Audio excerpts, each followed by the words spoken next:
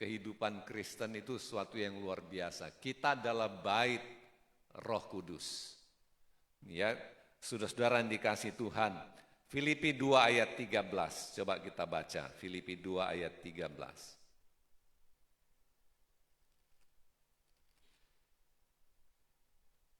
Filipi pasal 2 ayat 13. Mengatakan, karena Allah, sama-sama kita katakan, mulai, karena baik kemauan maupun pekerjaan menurut kerelaannya. Ya, baik kemauan kita dan aktivitas kita, pekerjaan, usaha apapun, Roh Kuduslah yang mengontrol itu dalam kehidupan kita. Kita berpikir tentang Tuhan, kita berpikir tentang sorga, kita memikirkan firman Tuhan, kita memikirkan suatu yang mulia, yang suci, yang kudus. Roh Kuduslah yang mengerjakan itu dalam kita. Ya, bagaimana caranya Allah bekerja dalam kita? Roh Kudus yang aktif bekerja.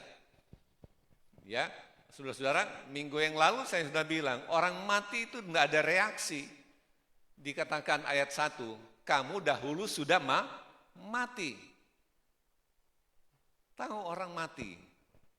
Ya, karena kita belum pernah mati secara fisik. Ya, saudara. Dia orang mati di rumah sakit misalkan, dibawalah ke kamar jenazah. Di ruangan itu kan mau dimandiin gitu. Terakhir saya lihat itu mertua saya gitu. Ya, saya masuk ke ruang pembersihan gitu. Jadi waktu setelah meninggal di kamar, terus kita ikuti sampai ke kamar jenazah, saya sempat masuk ke dalam gitu. Tapi mereka belum belum apa-apa, belum dilakukan kegiatan apa-apa. Biasanya setelah dinyatakan oleh dokter meninggal, itu rata-rata 4 jam, tunggu 4 jam. Baru boleh diopeni, jar orang Jawa gitu. Kira-kira begitu. Baru boleh dimandiin atau mau diformalin kah, dibalsam kah, dan seterusnya. Harus tunggu 4 jam. Ya siapa tahu hidup lagi. Ya kan begitu, saudara. Tidak bisa langsung dibungkus, dibawa ke kuburan. Kan kasihan kalau dia bisa hidup lagi, misalkan, saudara.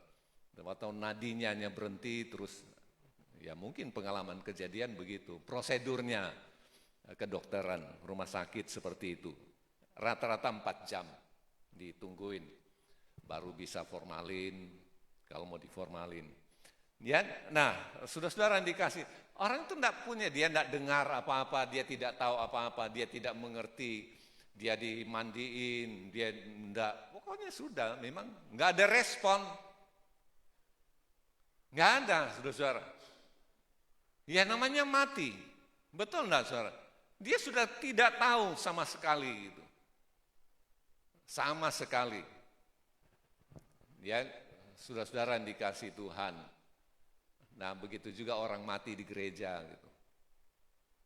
Ya, dengar firman, dia mungkin hanya balas chattingnya, balas WA.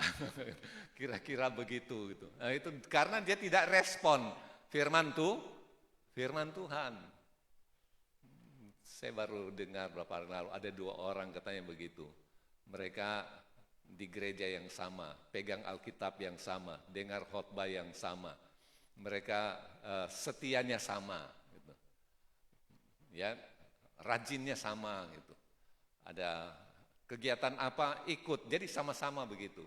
5 tahun kemudian yang satu bisa mengaplikasikan apa yang dia dapatkan waktu di gereja, di mana dia dengan profesinya, tugasnya, dia mengaplikasikan, dia menjadi kesaksian, dia menjadi orang yang memenangkan jiwa. Sementara yang satu tidak ikut Tuhan lagi. Sekarang apa yang salah? Ya, semua menggarisbawahi bahwa itu soal respon seseorang terhadap Tuhan. Ya, semua punya aktivitasnya sama gitu. Kualitasnya sama gitu. Kesetiaannya sama, kerajinannya sama gitu. Alkitabnya sama, dengar khotbah yang sama gitu. Sama-sama begitu. Tapi 5 tahun kemudian ada yang bisa mengaplikasikan, dia bisa menjadi berkat, dia bisa berbagi dari bahan-bahan yang dia dapatkan selama dia di gereja, waktu sudah tempat. Tapi sementara yang satu tidak sama sekali gitu. Ya, kenapa? Itu soal respon gitu. Jadi kadang orang di kebaktian, saya pernah bilang doa malam, jangan kita bangga kita duduk doa begini berlutut. Anda semua main HP, main HP, main HP. Ya, apa kebanggaannya gitu? Enggak ada. Jadi jangan berpikir bahwa kita lebih baik dari orang yang tidak datang doa gitu. Amin. Amin. Semua katakan amin gitu. Nah, itu setuju berarti gitu. Ya, kan orang begitu. Makanya Tuhan Yesus bilang, ya kita di sini secara fisik, tapi hati kita jauh dari tempat ini, gitu. Jauh dari Tuhan. Nah, ini persoalan. Gitu. Ya, biarlah kita juga fisik kita di sini, hati kita juga tertuju sama Tuhan. Nah, saya sudah bilang, kuncinya awal kita masuk gereja, kita saat teduh, minta dibersihkan dari semua hal yang tidak berkenan. Tuhan bersihkan hati kita, sucikan hati kita, bersaat teduh, kita konsentrasi dengan Tuhan. Kita yakin bahwa kita sudah siapkan hati kita untuk menyambut ya apapun yang Tuhan berikan bagi kita. Baik kemauan maupun pekerjaan itu dikerjakan oleh Tuhan, oleh Roh-Nya dalam hidup kita. Coba kita lihat, Kristus menyelesaikan rencana keselamatan di kayu salib, tapi dia bangkit dari antara orang mati, kembali ke sorga. Di sana dia melakukan pekerjaannya yang belum selesai dalam kesempurnaan jemaat. Ada ayat mengatakan dia mendoakan kita. Bayangkan, kenapa? Ya dia tahu pergumulan gereja dalam dunia ini itu seperti apa gitu. Dia saja, saudara, Yesus itu saja, saudara, yang bisa memberi makan 5.000 orang, bisa buat orang kenyang, bisa buat orang bangkit dari antara orang mati. Itu pun ditolak. Apalagi gereja, gitu. Orang-orang percaya maksudnya, yang ada dalam dunia ini. Ada banyak kebencian, ada banyak penolakan, banyak kemarahan. Saudara, ya mungkin di Eropa tidak seperti itu. Saudara, di Amerika tidak seperti itu. Atau tempat-tempat lainnya di mana daerah-daerah Kristen, tapi lebih banyak. Begitu. Lebih banyak. Ya kita dengar miris banget itu. Apa yang terjadi misalnya di Afrika, itu Nigeria itu kan ada utara selatan, jadi ada satu bagian di utara non-Kristen yang minoritas, makanya terus mengalami penganiayaan. Bagian selatannya itu Kristen, makanya ada gereja yang besarnya 3 kilo kali 3 kilo gitu. Meter, 3 kilometer. Sebesar apa 3 kilo? Ya. Gereja yang 7 kali 24 jam sudah buka internet itu, ibadahnya. Jadi Anda datang, tidak ada tuh bilang, oh saya datang mau dengar pendeta. Pokoknya khotbahnya berganti-gantian. Orang jemaatnya keluar datang. Setelah saudara duduk 2 jam, tidak tahu siapa yang khotbah, udah pulang aja, udah. Datang orang lain lagi, jemaatnya 20 juta orang. Gitu. Ya kan banyak, memang mayoritas berarti kan.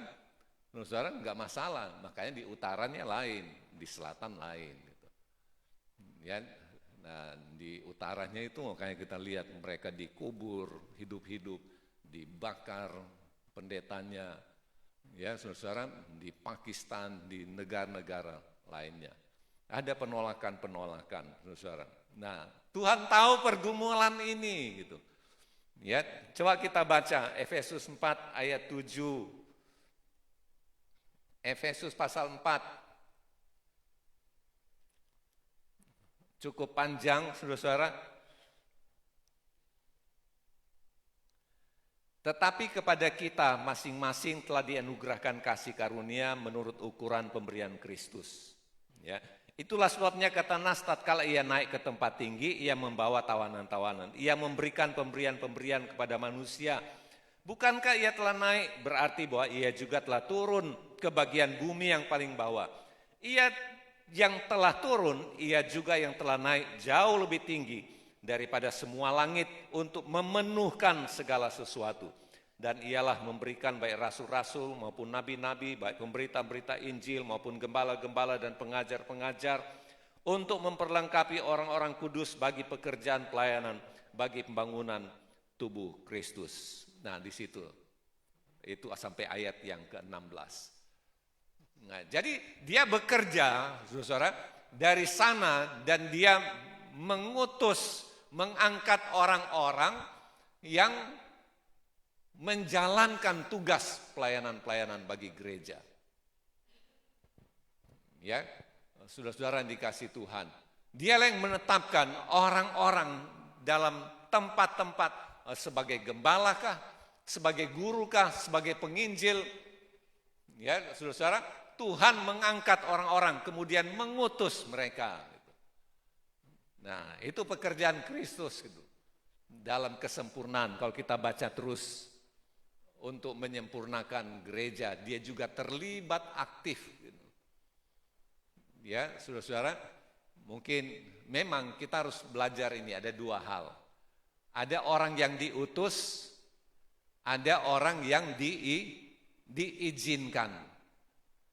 Ini sama enggak, saudara? Enggak sama. Ada orang yang diangkat oleh Tuhan, diutus oleh Tuhan. Saya bilang dia pasti berhasil. Ada orang yang hanya diizinkan oleh Tuhan. Itu beda gitu. Dia bisa orang yang temperamental. Dia bisa orang yang jahat. Tuhan izinkan dia jadi pelayan di sana karena memang tidak ada orang lain.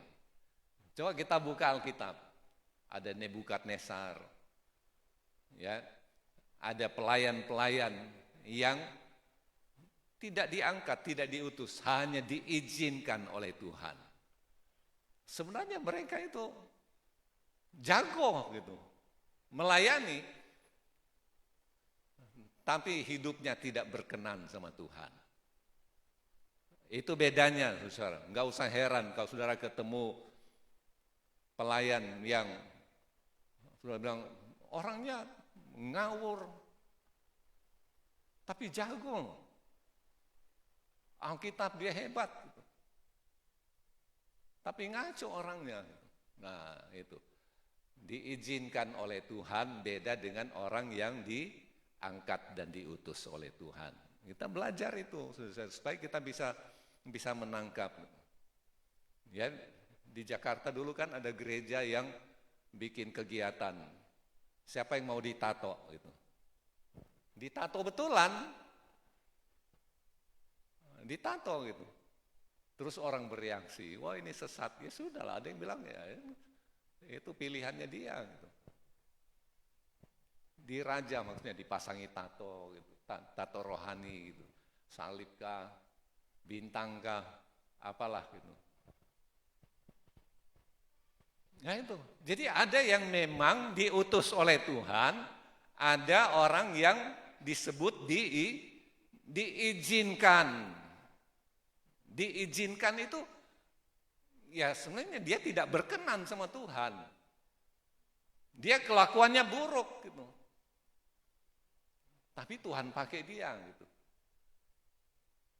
Oh, enggak masuk di akal. Ada, saudara. Ada. Sudah belajarlah Alkitab, saudara lihat. Gitu. Ada orang yang ngawur gitu. Oh, tapi kalau di mimbar dia menangis. Dia, waduh. Ya, kan ada itu yang di Jawa Timur itu. Yang dia pukul bininya deh. Dengan besi, dia tonjok, dia pajar. Dia bisa telanjang di rumahnya padahal ada anak perempuannya. Tapi hari Minggu dia khotbah, dia punya jemaat. Gitu. Pengacara lagi. Jadi bukan orang bodoh gitu. Pengacara gitu. Istrinya sampai sekarang masih ngoar-ngoar. Ini orang NPD gitu. Narsistik apa, personal apa gitu ya. Orang NPD, penyakit apa gitu semacam. Ya. Nah, seperti itu saudara. Jadi orang itu diizinkan gitu. Jadi kita kan bertanya, kok masih bisa ada jemaat yang ikuti gitu. Udah memang dia bukan orang yang diutus, tapi orang yang diizinkan Tuhan. Tuhan tidak setuju, tidak berkenan kelakuannya. Gitu. Tapi dia diizinkan, nggak apa-apa teruskan, tapi nanti dihukum belakangan. Gitu. Ya. Ibrani 13 ayat 20-21, coba kita baca. Ibrani 13.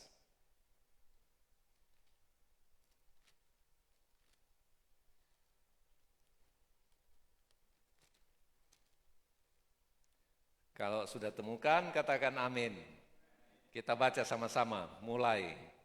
Maka Allah damai sejahtera yang oleh darah perjanjian telah membawa kembali dari antara orang mati Gembala agung segala domba, yaitu kiranya memperlengkapi kamu dengan segala yang baik untuk melakukan kehendaknya dan mengerjakan dalam kita apa yang berkenan kepadanya oleh Yesus Kristus. Bagi dialah kemuliaan sampai selama. Dia memperlengkapi, sama juga tadi Efesus. Dia angkat orang, utus orang untuk memperlengkapi gereja bagi pembangunan tubuh Kristus.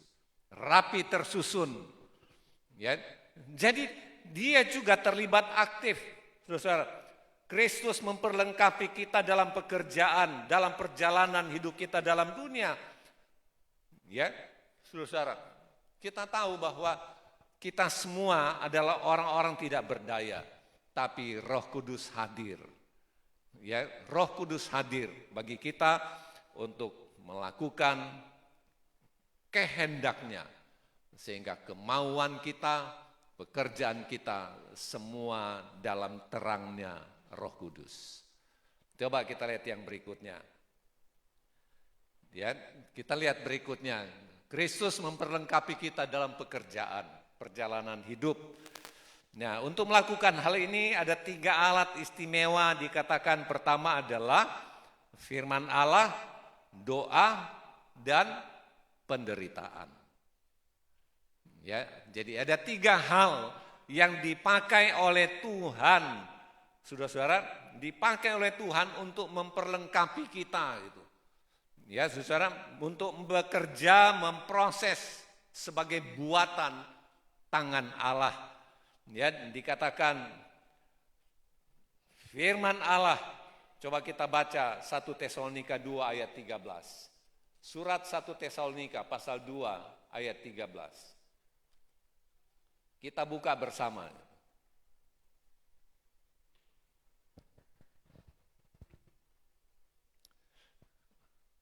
Kalau sudah temukan, mari kita baca sama-sama. Mulai. Dan karena itulah kami tidak putus-putusnya mengucap syukur juga kepada Allah. Sebab kamu telah menerima firman Allah yang kami beritakan itu. Bukan sebagai perkataan manusia, tetapi dan memang sungguh-sungguh demikian. Sebagai firman Allah yang bekerja juga dalam kamu yang percaya. Pentingnya firman Tuhan. Ya. Ayat ini mengatakan firman yang bekerja, ya, yang bekerja di dalam kita, yang bekerja di dalam orang-orang yang percaya. Ya, jadi ini satu alat yang istimewa dipakai Tuhan, yaitu firman Tuhan yang kita dengarkan, firman Tuhan yang kita dalami, firman Tuhan yang kita responi, firman Tuhan yang kita pelajari. Saudara-saudara, ayat ini mengatakan dia sungguh berarti bagi kita. Ya, saudara-saudara, bahkan Tuhan Yesus mengatakan kamu sudah bersih oleh karena perkataan, oleh karena firman Tuhan. Dia selalu menguduskan kita, selalu menyucikan kita, selalu membereskan hati kita, membereskan pikiran kita, membuat roh kita jadi hidup, membuat roh kita ya menerangi jiwa kita, menerangi fisik kita gitu. Ya, saudara-saudara, itulah terang firman Tuhan. Juga yang berikutnya adalah tentang doa. Efesus 3, 20-21. Efesus pasal 3, ayat 20 dan ayat 21. Kalau sudah temukan, mari kita baca sama-sama ayat ini. Kita baca mulai. Bagi dialah yang dapat melakukan jauh lebih banyak daripada yang kita doakan atau pikirkan, seperti yang ternyata dari kuasa yang bekerja dalam kita. Terus, bagi dialah kemuliaan di dalam jemaat dan di dalam Kristus turun-temurun sampai selama. Dia dapat melakukan jauh lebih banyak daripada kita doakan dan kita pikirkan. Gitu. Ya, jauh lebih banyak daripada yang kita doakan dan kita pikirkan. Coba saudara, kita semua hanya berdoa pembangunan gereja tempat ini. Sekarang kita lihat satu gedung yang bagus untuk ukuran Muara Jawa gitu. Bagus. Kita hanya doakan.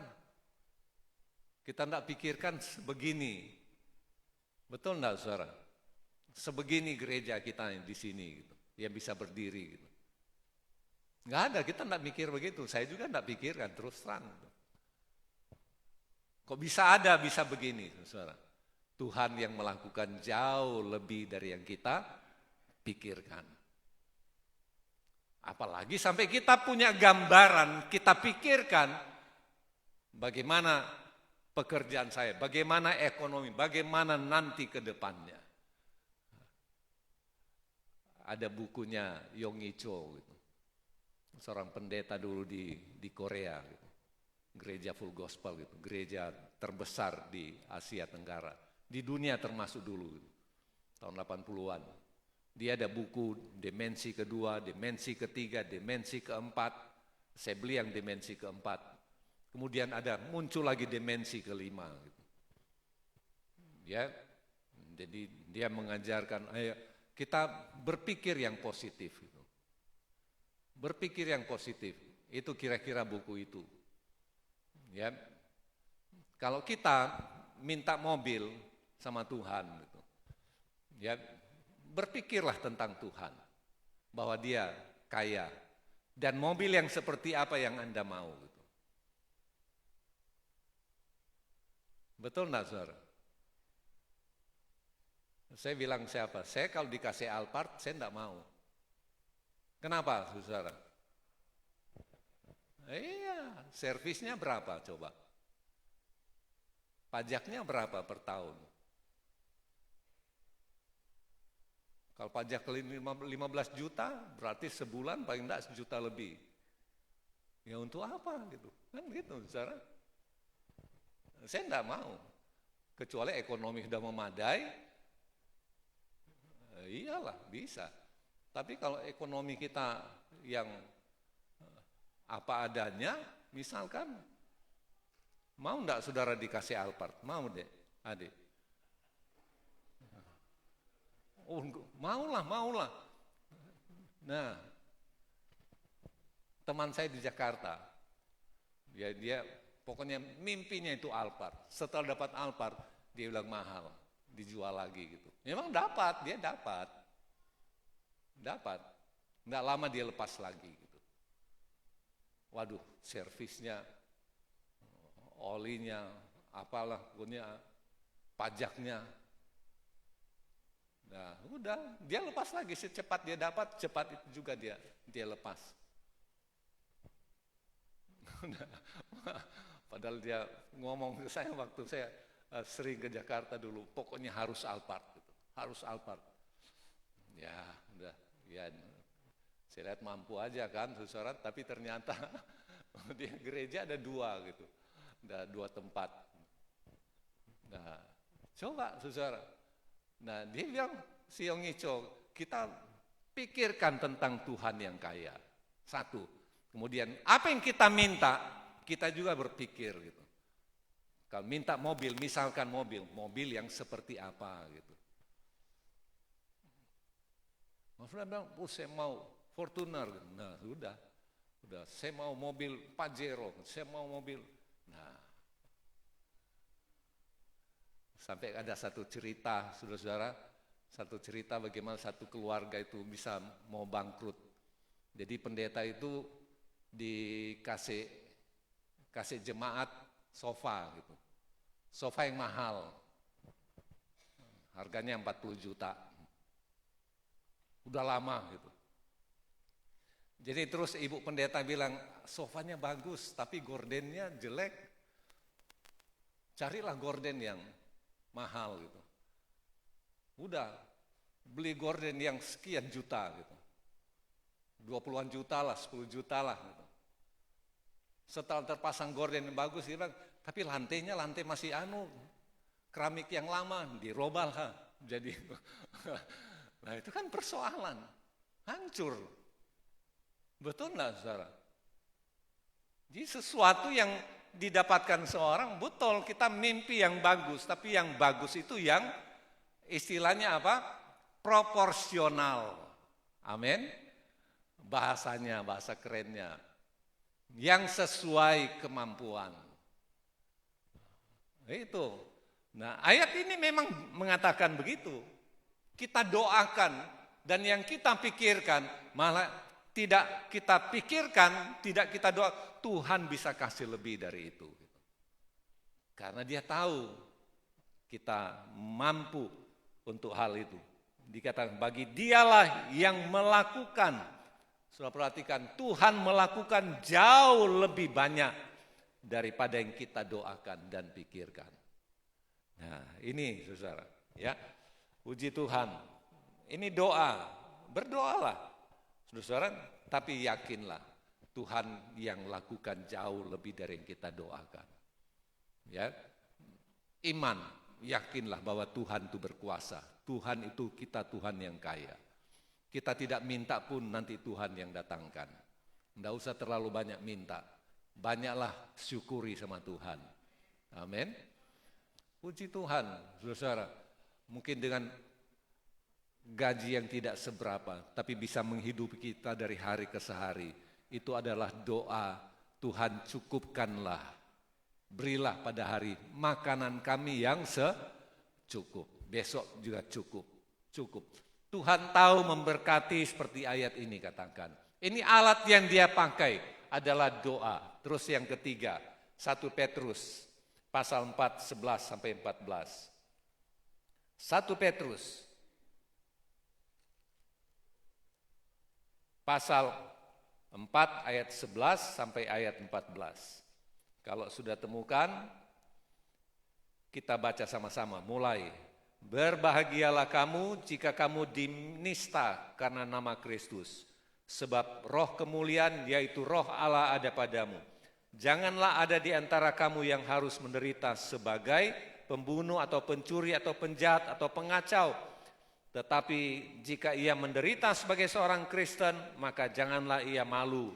Melainkan hendaklah ia memuliakan Allah dalam nama Kristus. Ya. Saudara-saudara dikasih Tuhan, ayat 11 sampai ayat 14, maaf saudara ya, bukan ayat yang 14 dan seterusnya. Nah, saudara-saudara, penderitaan itu dipakai Tuhan jadi satu alat. Ya, dipakai Tuhan.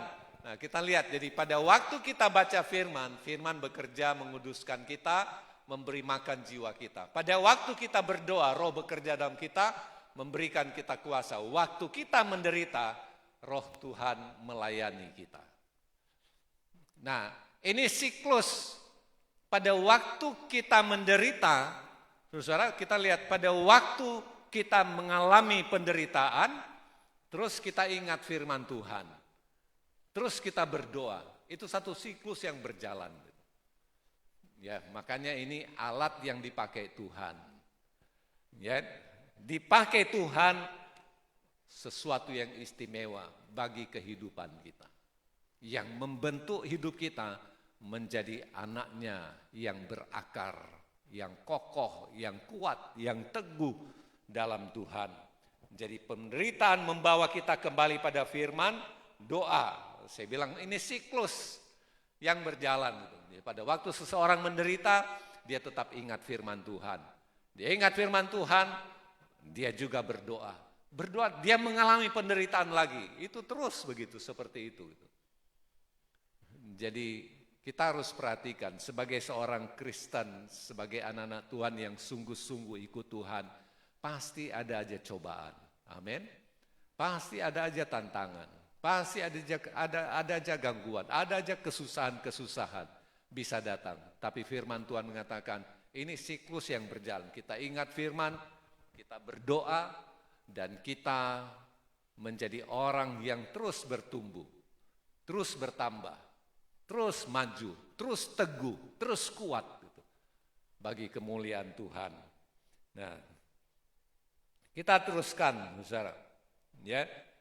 Nah, ada contoh yang kita lihat tentang Lazarus. Contoh tentang Lazarus. Jadi Lazarus itu kan sudah mati. Gitu. Kemudian Yesus bangkitkan Lazarus. Singkat saja. Setelah Lazarus bangkit, Yesus mengatakan, lepaskan, bukalah. Ya, dikatakan bukalah. Ya, kain yang membungkus Lazarus itu. Ya, setelah Yesus membangkitkan Lazarus dan bukalah kain itu, biarkan dia pergi. Ya, nah ini yang kita lihat dalam Alkitab, satu konsep yang kita juga sudah belajar bersama gitu.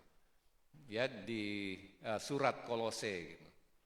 Jadi apa yang diminta Tuhan, ada yang ditanggalkan, kemudian ada yang dipakai gitu. Ya, ada yang ditanggalkan, ada yang dipakai. Ini konsep yang ada dalam pikiran Paulus waktu dia menulis Efesus 4:22 sampai harus menanggalkan manusia lama, mengenakan manusia yang baru. Ya.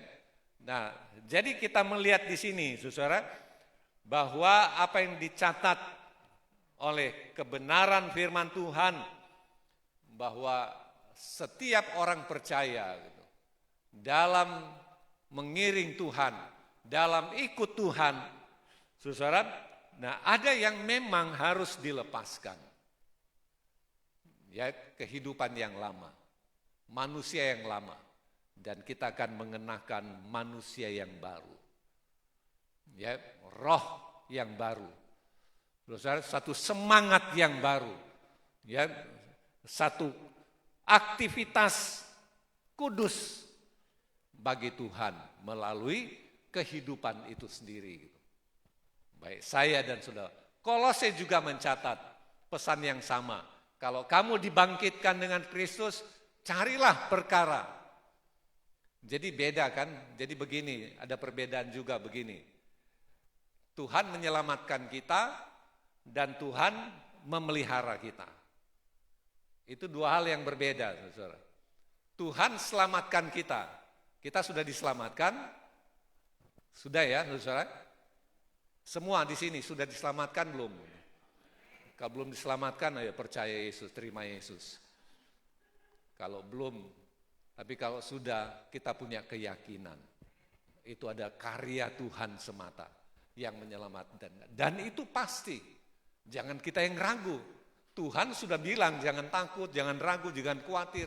Nah kok kita yang mau khawatir gitu? Bahwa Tuhan tidak selamatkan, kita tidak masuk surga. Ya, keselamatan pasti, tapi beda dengan Tuhan memelihara kita. Gitu. Ada keselamatan, ada pemeliharaan. Gitu. Jadi jangan sampai kita hanya susah dibangkitkan dengan Kristus, bangkit bersama Kristus, lantas tidak ada perubahan apa-apa. Gitu. Dari perubahan itu Tuhan memelihara kita. Ya, jangan cuma ditanggalkan pakaian yang lama. Lah, pakaian lama sudah tanggal, saudara pakai baju apa berarti gitu? Kalau tidak mengenakan pakaian yang baru gitu. Tidak tidak tidak pakaian gitu. Ya. Jadi di sini saudara, kalau kita ingin mencapai apa yang Tuhan maksudkan, buatan Allah. Nah, Tuhan maksudkan, ayo ini baju, lepas ini baju. Nah, pakailah baju ini. Baju ini akan memberkati kehidupan. Pakaian ini pakaian yang memberi keharuman. Pakaian ini memberi kekuatan. Pakaian ini melindungi engkau. Amin. Anda tahu presiden-presiden itu kan ada pelindung, paling tidak di belakang dengan di dada ini, anti peluru. Ya, saya lihat kemarin Netanyahu naik mobil aja agak tebal ini dadanya itu agak tebal. Oh ini presiden yang pemimpin yang memakai pelindung. Ya, saudara-saudara dikasih Tuhan. Nah, artinya seperti itu gitu.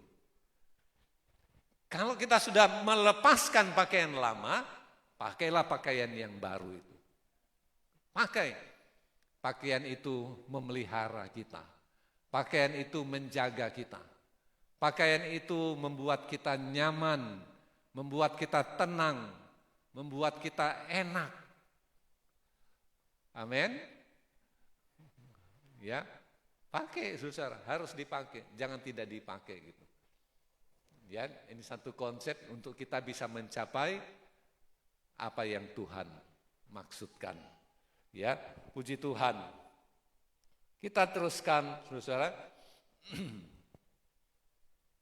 Kita lihat kuasa kebangkitan menyelamatkan kita dan mengeluarkan kita dari kehidupan yang berdosa. Ya. Nah, kita perhatikan firman Tuhan mengatakan pengorbanan Tuhan yang begitu besar sehingga waktu disalib dia itu bekerja bagi kita. Jadi secara umum apa yang dilakukan Yesus di salib, dia mengerjakan sesuatu itu untuk kita. Ya, saudara-saudara. Tetapi masa sekarang setelah dia ada di sorga, firman Tuhan mengatakan dia bekerja di dalam kita. Dia bekerja di dalam kita. Jadi dia bekerja bagi kita. Nah ini kan saya bilang beda lagi kan, saudara? Itu waktu dia disalib. Apa yang dia kerjakan di salib? Keselamatan. Waktu dia mati di sana, dia lakukan sesuatu yang begitu besar bagi kita. Ya, tapi masa sekarang, dia bekerja di dalam kita untuk menjadikan kita serupa dengan gambarnya. Dalam karakternya. Jadi pentingnya baca firman Tuhan, berdoa, berserah pada Kristus selama mengalami penderitaan. Karena melalui firman Allah, doa, penderitaan Tuhan terus bekerja. Ya, ini bagiannya. Kita lihat yang terakhir, saudara. Ada contoh-contoh. Bagaimana dia bekerja bagi seseorang dan dia bekerja di dalam. Ya, melalui seseorang. Pertama adalah Musa. 40 tahun. Musa itu punya kehidupan 40 tahun di Mesir, 40 tahun di Midian, 40 tahun dalam perjalanan. Membawa orang Israel keluar dari Mesir sampai tanah Kanaan. Ya, jadi itu sesuatu yang Tuhan memproses Musa. Gitu. Ya, saudara-saudara, pada awalnya dikatakan dia melewati waktu 40 tahun bekerja di dalam Musa. Ya, Musa sampai satu waktu di Midian dia melihat ada semak belukar duri. Ya, kemudian ada api yang menyala. Tapi semak duri tidak hangus. Nah, Tuhan sedang bekerja melalui Musa. Ditunjukkanlah, ini mujizat, ini mujizat. Ini mujizat. Ini mujizat. Dia sedang dibekali gitu. Nah, setelah dia bawa orang Israel keluar, saudara, Tuhan bekerja melalui Musa. Ya, Musa bisa membawa orang Israel sampai ke tanah Kanaan. Yusuf 13 tahun. Ya, dia sampai ke Mesir, kemudian dia di istana, tapi kemudian dia dihianati. Ya, saudara-saudara, diproses oleh Tuhan, tapi kemudian Yusuf mendapatkan kedudukan. Juga di negara yang sama. Ya, bagaimana Tuhan bekerja melalui Yusuf, Tuhan juga bekerja di dalam dia. Daud diurapi menjadi raja, sampai 3 kali pengurapan Daud. Tidak gampang, saudara. 1 kali dia diurapi di tengah keluarganya, dia diurapi di tengah sukunya, kemudian dia diurapi di seluruh, di hadapan orang Israel. Ya, Tuhan juga memproses Daud, sampai Daud dipakai oleh Tuhan. Tuhan bekerja melalui Daud. Ya, tidak gampang seorang raja kemudian mengalami penderitaan, dikejar-kejar, lari ke hutan, padahal sudah diurapi. Sudah, dia raja. Tapi kemudian dia lari ke hutan. Nah, saudara-saudara, tapi kemudian Tuhan memakai Daud. Kata-katanya itu puitis. Betul, saudara? Puitis. Kata-katanya lahir dari banyak kesusahan-kesusahan, dari banyak cobaan. Itu Daud, saudara. Yang saya bilang ada banyak lagu-lagu himne gitu, lagu-lagu lama itu, lagu-lagu gereja, saudara, di buku-buku nyanyian itu lahir dari penderitaan seseorang. Ya, saudara. Nah, sama, saudara, Paulus begitu juga. Rasul Paulus kurang lebih 3 tahun dia disembunyikan, dalam tanda kutip disembunyikan oleh Tuhan sebelum Tuhan memakai Paulus. Sebelum Tuhan memakai melalui Paulus. Nah, ini saudara, yang saya bilang kalau orang diangkat oleh Tuhan, orang yang diutus Tuhan, itu dia pasti berhasil. Orang diizinkan Tuhan itu beda. Beda, tidak sama. Jangan jadi orang hanya diizinkan Tuhan. Amin. Tapi orang yang ditetapkan, diteguhkan oleh Tuhan. Ya, saudara-saudara, orang yang saya bilang, orang diizinkan Tuhan itu sangat buruk. Dia bisa berkhotbah gitu. Bisa, bukan tidak bisa gitu. Dia bisa melayani. Nah, itu Tuhan izinkan. Tapi maksud Tuhan tidak begitu sebenarnya. Maksud Tuhan adalah kita itu dibuat, dibentuk seperti ayat awal kita tadi, ayat Mas tadi. Kita ini buatan Allah, diperlengkapi oleh Tuhan untuk pekerjaan. Ya, nah sama kita lihat orang-orang yang seperti ini. Jadi satu pelajaran besar bagi kita gereja. Bagaimana Tuhan sebelum dia bekerja melalui kita, dia bekerja dalam kehidupan kita. Dia bekerja bagi kita. Tuhan Yesus berkati kita dengan firman Tuhan yang boleh kita dengarkan. Roh Kudus menolong kita semua.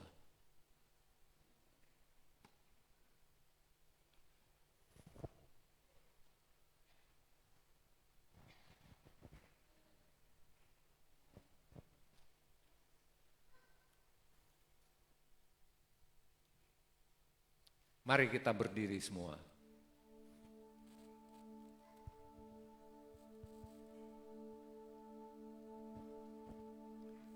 Haleluya.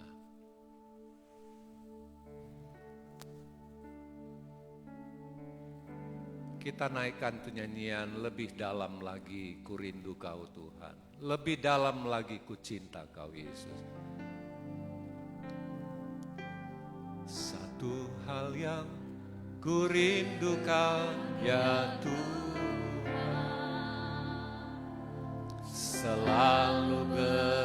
berada di dekatmu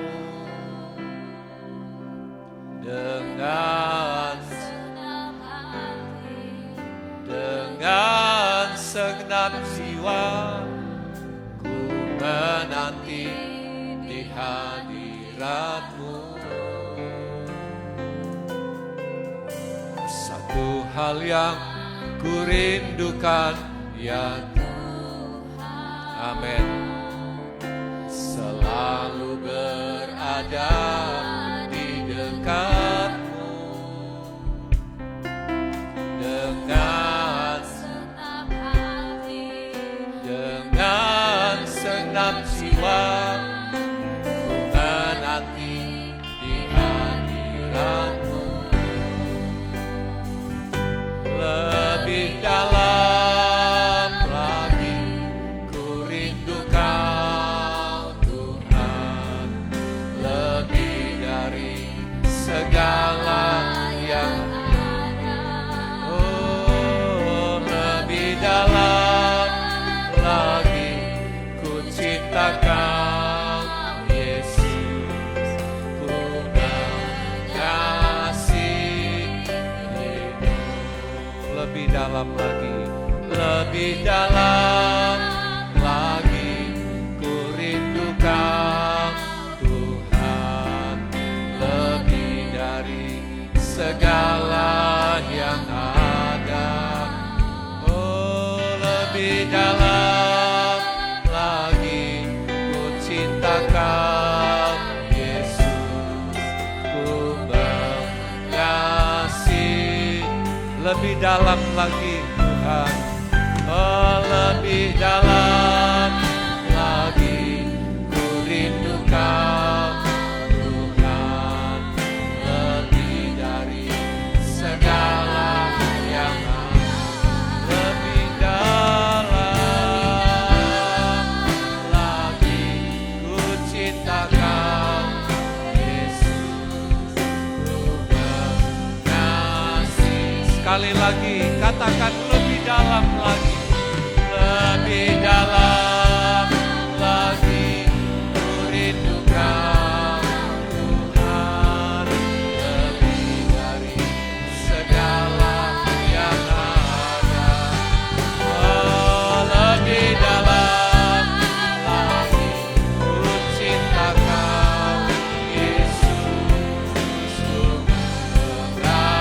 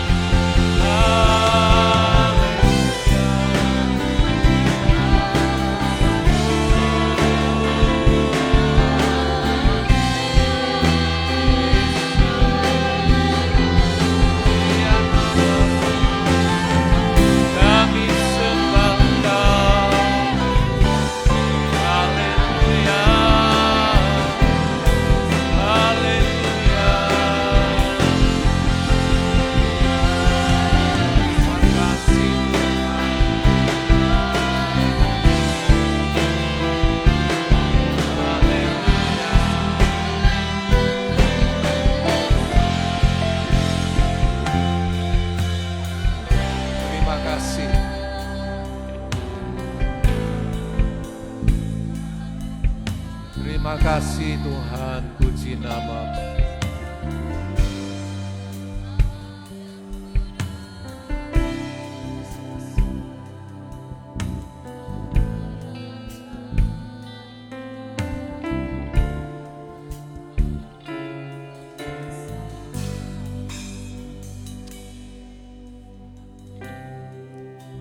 Bapa, terima kasih kepadamu. Kami sudah dengar firman-Mu, memeteraikan sabda-Mu di hati kami dan tumbuhkan kebenaran Tuhan. Kami terus bertambah bertumbuh bagi kemuliaan-Mu. Tuhan yang memberkati kehidupan kami, senantiasa berkat rohani, berkat surgawi, melimpahi kehidupan kami, semua bagi kemuliaan-Mu. Terima kasih Tuhan, pujilah nama-Mu kekal selamanya. Tuhan yang berkati pekerjaan-Mu di tempat ini, pelayanan-pelayanan kami, kebaktian-kebaktian yang berjalan, dipakai Tuhan, diberkati Tuhan, menjadi kesaksian bahkan untuk penjangkauan-penjangkauan dari orang-orang yang belum percaya boleh menjadi percaya kepadamu. Diberkati semua jemaat, Bapak Ibu, pemuda-pemudi, anak-anak, diberkati dalam rumah tangga, diberkati usaha yang dijalankan. Tuhan terus berkarya, tambahkan Engkau yang memberkati, oh Tuhan, khususnya pertanian yang dikembangkan oleh anak-anak-Mu. Engkau yang mempunyai cuaca, Tuhan yang memungkinkan cuaca ini dapat memberi kebaikan bagi para petani-petani. Tuhan juga berkati pekerjaan anak-anak-Mu di perusahaan-perusahaan baik di Muara Jawa bahkan di tempat-tempat lainnya. Kiranya semua diteguhkan, ditambah-tambahkan. Mereka terus berkarya bagi kemuliaan Tuhan. Berkati saudara-saudara yang mencari lapangan pekerjaan, tidak ada yang mustahil. Tuhan pasti buka jalan. Tuhan pasti tolong mereka. Tuhan pasti campur tangan. Mereka boleh berkarya dan Engkau dipermuliakan. Terima kasih Tuhan. Kami doa bagi setiap pergumulan-pergumulan jemaat-Mu, bagi pergumulan-pergumulan kami semua. Tuhanlah yang menjadi jawaban. Beri kemenangan dalam perjalanan kehidupan. Kami percaya Roh Kudus menerangi jalan hidup kami dan firman-Mu menolong kami. Terima kasih Bapa, terpujilah Tuhan kekal selama-lamanya. Tuhan juga memberkati mereka yang saat ini mengalami kelemahan fisik, mengalami sakit. Tuhan yang memulihkan, Tuhan menjamah. Kami yakin kuasa mujizat Tuhan terjadi. Setiap anak-anak-Mu yang saat ini berharap, memohon pertolongan Tuhan, memohon lawatan Tuhan. Engkau nyatakan Tuhan, semua boleh sehat, boleh dipulihkan, disembuhkan. Dalam nama Tuhan Yesus ada kemenangan, ada kesembuhan, ada pemulihan, ada pertolongan yang besar. Terima kasih Tuhan, anak-anak kami dalam pertumbuhan semua diberkati dengan kuat, sehat. Mereka tumbuh besar, mereka berguna bagi sesama juga berguna bagi Tuhan. Berkati anak-anak kami yang duduk bangku pendidikan, diberi kecerdasan oleh Tuhan. Tolong semua dan berkati, diberkati semua gereja-Mu, hamba-hamba-Mu, seluruh umat-Mu. Berkati sarana pekabaran Injil, dipakai Tuhan, ada banyak orang dapat dijangkau, dimenangkan. Berkati pemerintah kami, bangsa negara kami Indonesia. Tuhan tolong bangsa ini tumbuh dalam banyak kebaikan. Kami percaya lebih khusus lagi dalam rangka acara nasional kami, dalam rangka 17 Agustus ini. Tuhan yang berkati, Tuhan yang tolong, Tuhan yang campur tangan. Semua acara-acara dalam rangka kemerdekaan Republik Indonesia, semua dapat berjalan dengan baik. Terpujilah Tuhan kekal selama-lamanya. Kami yakin Tuhan juga berkati pertemuan pemuda MPW 1 di Balikpapan, dilaksanakan di Cafe Kilang. Tuhan berkati semua dalam keadaan aman, dalam keadaan damai, semua dalam keadaan terlindungi oleh Tuhan dalam aktivitas mereka selama berada di sana. Bahkan di malam sebentar kiranya Tuhan tolong semua kegiatan-kegiatan sampai selesainya besok dan kembali dengan tidak kurang suatu apapun. Terima kasih Tuhan, terpujilah Tuhan. Pimpin bimbing kami semua kembali ke tempat masing-masing.